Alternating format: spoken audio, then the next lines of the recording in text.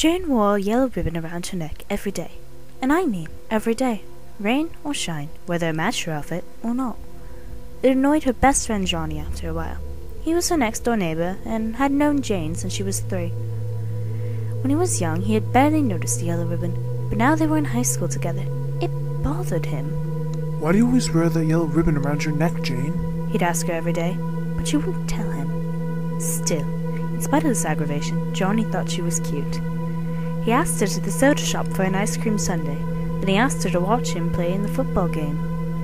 Then he started seeing her home, and come spring, he asked her to the dance.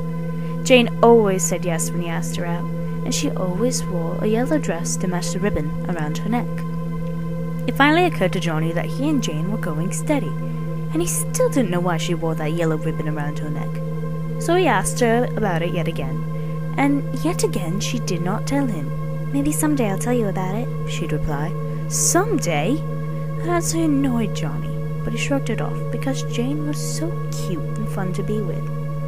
Well, time flew past, as it has a habit of doing, and one day Johnny proposed to Jane and was accepted.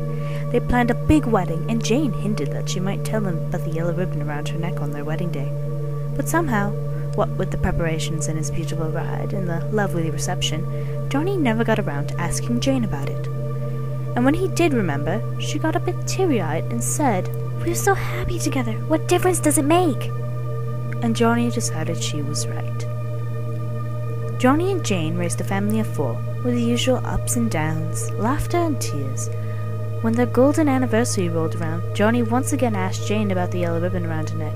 It was the first time he had brought it up since the week after the wedding. Whenever their children asked him about it, he'd always hush them, and somehow none of the kids had dared ask their mother. Jane gave Johnny such a sad look and said, "Johnny, you've waited this long, you can wait a while longer." And Johnny agreed.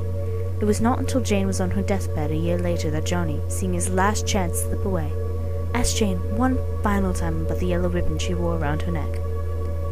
She shook her head a bit at his persistence, and then said with a sad smile, "Okay, Johnny, you can go ahead and untie it." With shaking hands, Johnny fumbled for the knot and untied the yellow ribbon from around his wife's neck. And Jane's head fell off.